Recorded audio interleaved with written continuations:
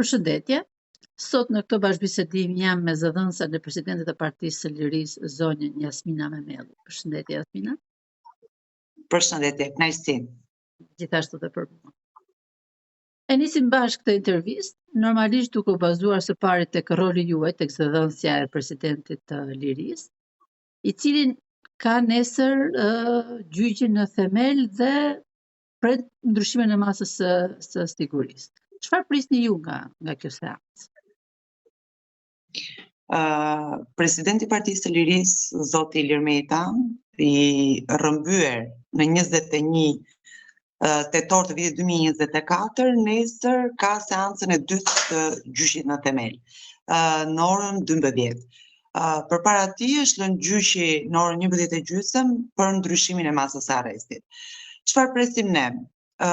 Faktikisht, gjatë gjithë kësaj kohe, që janë më shumë se 20 muaj, që presidenti i Partisë së Lirisë qëndron në izolim ekstrem, ne nuk kemi pritur absolutisht asgjë, sepse njihet dhe dihet tashmë se si funksionojnë gjykata e drejtësia në Shqipëri.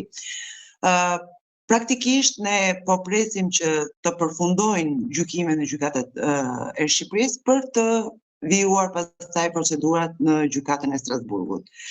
Do të jemi prezent në gjykat, vetë presidenti, sikundër edhe ne, kemi bërë disa herë thirrje dhe vazhdojmë të bëjmë thirrje gjykatës që të lejoj transmetimin live të seancës, pasi presidenti Meta nuk ka absolutisht asnjë gjëje për të fshehur dhe aq më tepër kur ai ka mbajtur 3 funksionet më të larta të shtetit, siç është ish president, ish kryetar kuvendi dhe ish kryeministër, ju detyrohet qytetarëve shqiptar në thonjza një shpjegim dhe gjykata e ka për detyrë që të informojë qytetarët shqiptar. Prandaj gjej hapësirën dhe mundësinë që t'ju bëj edhe një thirrje tjetër për ditën e nesërme që gjyqi ndaj presidentit Meta të transmetohet live. Si e shihni rolin e SPAK-ut? A ka standarde të barabarta mes mazhorancës dhe opozitës? Flas për persona të cilët kanë akuza ndaj SPAK-ut dhe janë duke përballur sot me dyert e SPAK. Dihet botërisht që SPAK operon me 2 standarde. Pam para 2 ditësh gjyqin e kryebashkiakut të Tiranës, Erion Veliaj, në krah të avokatit, dhe salla e gjyqit u shndërrua në një sallë pritjeje, ku të gjithë me radhë takonin zotin Veliaj. Pam gjithashtu para disa ditësh se si ju lehtësua masa Mirlinda Karçanajt, që ka një mal me akuza sipër, dhe nga arrest shtëpie çua në detyrim paraqitje, duke qenë se ka akuza të tilla si organizat kriminale, akshi, kemi parë se si është mbrojtur me 83 mandatet e krimit Belinda Balluku me po një mal akuzash sipër dhe kërkesën e SPAK për të arrestuar. Kemi parë shumë të tjerë zyrtar që ju lehtësojnë masat apo thjesht hynë e dalin në përgjykata sikur hynë e dalin në shtëpitë e tyre, ndërkohë që kemi nga ana tjetër presidentin e Partisë së Lirisë, zotin Ilir Metaj, që deri më tani nuk i është formuluar absolutisht asnjë akuzë. Nuk ka asnjë fakt, asnjë provë penale dhe mbahet në paraburgim politikisht. Sot që ne flasim, zoti Meta është një burgosur politik, pa asnjë fakt, pa asnjë provë. Nuk ka deri tani asnjë provë që ai ka bërë të paktën 100 darkë dëm buxhetit të shtetit dhe që të jenë sekuestruar pasuri të paluajtshme apo kesh.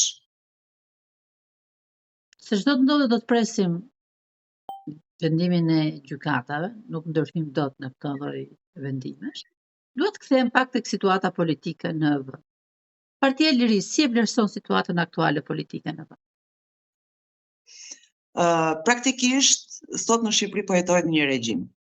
Jo regjim, por narko-regjim. Sot në Shqipëri nuk funksionon në gjykimin tonë asnjë lloj institucioni. Sot në Shqipëri nuk ka siguri absolutisht për asgjë. Nuk funksionon drejtësia, nuk funksionojnë asnjë nga sektorët jetik të vendit që mbajnë në këmbë ekonominë. Sot qytetarët shqiptar janë më të trembur se kurrë dhe më të friksuar se kurrë, sepse ky regjim që ne po jetojmë sot, ditë mbjell vetëm terror dhe frikë. Dhe kjo është parë dhe është konfirmuar edhe gjatë protestës që ne bëjmë, që është një drejtë legjitime e çdo kujt për të protestuar në momentin që sheh që diçka nuk funksionon, por në Shqipëri nuk është se nuk funksionon diçka, në Shqipëri nuk funksionon asgjë. Dhe pikërisht për këtë ne kemi marrë përsipër një aksion opozitar për t'u bërë një ftesë të gjithë qytetarëve që të ngrihen, të zgjohen dhe të kërkojnë të drejtat e tyre legjitime. Praktikisht situata është shumë serioze në Shqipëri dhe Partia e Lirisë së bashku me Partinë Demokratike në koalicion edhe me të gjitha partitë e tjera opozitare ju qëndrojnë kauzave të tyre dhe do të vazhdojnë përpjekjen për të përmbysur këtë narkoregjim. Prej disa muajsh, nëse nuk gaboj tani nga shtatori, jeni ngritur në protestë. Pothuajse çdo muaj bëni nga një protestë. Protesta e fundit mendoj që la pak për dëshiruar. Çfarë i step shqiptarët që të mos ngrihen në protestë? Çfarë i pengon këtë vend që të rebelohet dhe të revoltohet kur çdo ditë konstatohet abuzime, vjedhje, skandale? Çfarë duhet ndodhi tjetër që ky popull të zgjohet, të ngrihet, të mos të lejojë më situata të tilla? Heshtja është arma më e fortë e atyre që abuzojnë me pushtetin.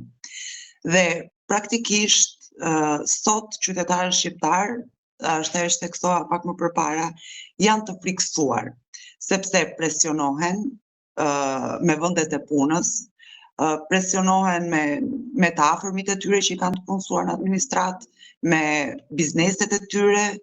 Ne pam para disa ditësh që u bë një skandal, dy të rinj rrahën në autostradë, një të ri ndalojnë makinën dhe rrahin, apo dikuj tjetër që i kishin shkuar në shtëpi duke e presionuar që të mos dilte në protestë. Ne sot dëgjojmë gado qytetarë të revoltuar, por që nuk kanë guximin sepse kanë frikën e familjarëve të tyre, kanë frikën e vendeve të punës, kanë frikën se si do rrisin fëmijët në qoftë se ata pushohen nga puna dhe i gjithë ky presion, i gjithë ky terror dhe frikë që mbillet është rezultati i qytetarëve që nuk dalin pastaj në protestë.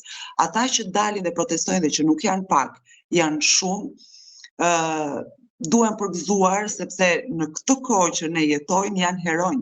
Që të dalësh sot në protestë dhe të përballesh me një polici që vetëm dhunon dhe vetëm terrorizon pa asnjë shkak, sepse protesta e fundit që ne po flasim ishte paq, nuk ishte një protestë agresive, madje përpara kryeministrisë as molotov nuk u hodhën, absolutisht asgjë, filloi një marshim i qetë dhe pak para se të mbërinim tek Ministria e Brendshme, policia filloi të lëshonte ujin dhe gazin lotësjellës.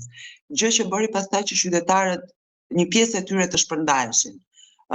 Të gjithë ata që nisen për në protestë mendojnë se çfarë do ndodhi, sepse kemi parë masivisht dhunën e palimituar që policia ka ushtruar ndaj qytetarëve.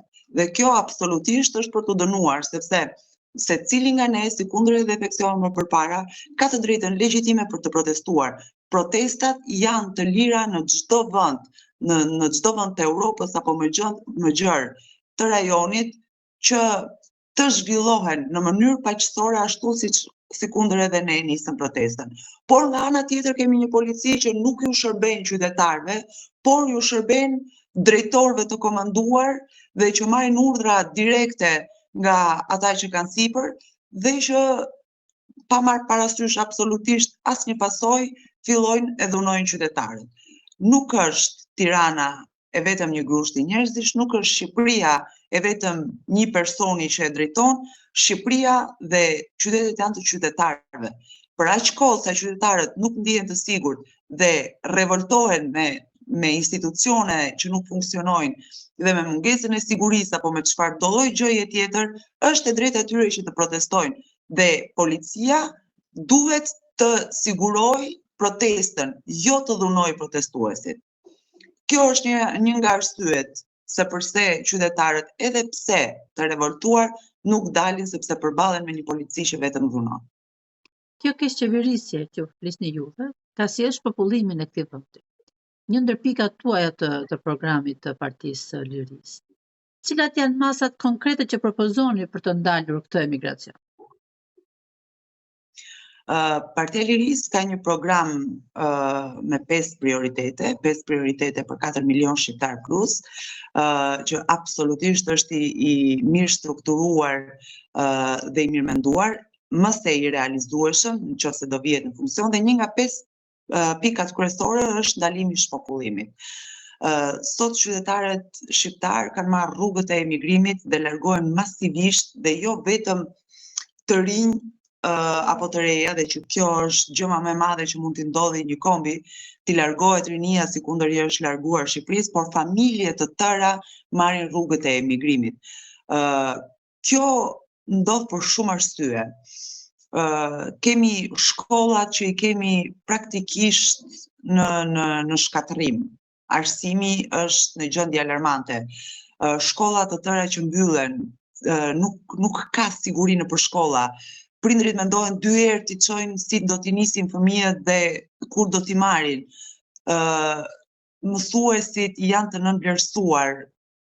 Kjo është një nga arsyet se përse familjet marrin dhe largohen. Shëndetësia është një tjetër sektor që po është aq alarmant. Kemi spitale që nuk kanë as medikamentet bazë, nuk kanë ilaçe. Shqiptarët janë të vetmit në rajon që paguajnë 60% të shpenzimeve në shëndetësi nga xhepi i tyre, ndërkohë që ne paguajmë taksa dhe sigurime shëndetësore e shoqërore, dhe që shteti duhet t'u përgjigjet qytetarëve deri në një. Kemi një ministre që del në deklaratë dhe thotë që nuk bëhen analiza mbas datës 20 çdo muaj sepse nuk ka fonde, dhe kjo është më shumë se alarmante. Kemi pastaj sektorin tjetër, bujqësia, që është lënë totalisht në arrest. Pothuajse viti i tretë që bllokohen fondet i parë pikërisht për arsyen sepse abuzohen, vidhen. Fermerët janë të pasubvencionuar, janë të pambështetur, mallrat e importit kanë mbytur tregun shqiptar, nuk shiten prodhimet vendase, hidhen nëpër kanale. Kjo i detyron pastaj që të largohet të gjithë fermerët dhe të falimentojnë. Kemi biznese që mbyten nga taksa, falimentojnë. Kemi sigurinë që është pothuajse inekzistente. Siguria në Shqipëri nuk ekziston. Dhe kjo i detyron të rinj, të reja, familje, të gjitha që të marrin rrugët e emigrimit. Kemi një plan konkret, po, ekziston një plan konkret se si qytetarët shqiptar të qëndrojnë në Shqipëri. Por kjo nuk mund të ndodhë duke patur një kryeministër i cili vetëm për qytetarët nuk mendon, vetëm për fermerët, për biznes, për fëmijët, për të rinjt, për të rejat, nuk ka një plan, nuk është prioritet qytetari për kryeministrin. Për kryeministrin ton, prioritet është ai grusht oligarkësh që i sjell fitime dhe që në fund fare i prodhon votat. Ju renditët disa mangësi, probleme, situata të vështira të cilat përballen me çdo ditë, dhe thatë që nuk është prioriteti i kryeministrit, ndërkohë që në këtë mandat 4 vjeçar duket që prioriteti i kryeministrit është integrimi i Shqipërisë në BE. A është realisht Shqipëria drejt rrugës së integrimit, apo procesi po përdoret thjesht politikisht nga qeveria? Praktikisht integrimi evropian është thjesht propagandë. po përdoret politikisht absolutisht, sepse kemi një kryeministër që sado raporte të vinë, sado të flitet që është bllokuar pothuajse integrimi europian, vazhdon e propagandon që ne jemi afër integrimit europian, ne jemi drejt Europës, por nuk e di se si kryeministri do të shkojë drejt Europës me të gjitha këto skandale që ka në Shqipëri, kur është thënë që një nga prioritetet është dosja Balluku. Domethënë, të arish në të tilla konkluzione duke patur një mal me dosje, një mal me gjëra të pazgjidhura, vetëm kryeministri nuk ta bëj. Për ta mbyllur, cili është mesazhi juaj për qytetarët që ndihen të zhgënjur nga politika, por nuk kanë besim as tek vota, sepse nuk numërohet ashtu siç ajo hiq? I vetmi mesazh që unë kam për qytetarët është s'ken frikë. Çdo ndryshim i madh ka nisur nga njerëz që nuk pranuan të nënshtrohen. Në momentin që ne pranojmë të nënshtrohemi, pranojmë të heshtim, absolutisht që ky vend jo kaq, por do shkojë edhe më keq. Të gjithë qytetarët që e duan këtë vend dhe e kanë ndjesinë të vendit ne për fëmijët tanë së pari, duhet me patjetër të çohen dhe të protestojnë, të na bashkojnë në kauzat tona, sepse praktikisht protestat që ne bëjmë apo aksioni opozitar që ne kemi ndërmarr bëhet pikërisht për të gjithë. Dhe këtu nuk ka dallim ngjyrash politike, blu apo PS apo PD apo PL. Këtu jemi të gjithë bashkë, ne jetojmë të gjithë në Shqipëri dhe si ta bëjmë Shqipërinë të jetueshme për fëmijët tanë, duke ngritur zërin për padrejtësitë që po i bëhen këtij vendi, duke kërkuar të drejtat tona, duke kërkuar sigurinë për fëmijët tanë dhe duke e çuar vendin të lulëzoj sërish, sepse nuk ka qenë kjo Shqipëri që është sot. Jasminon, falenderoj për mendimet që ndave. Gjithashtu, ju falenderoj.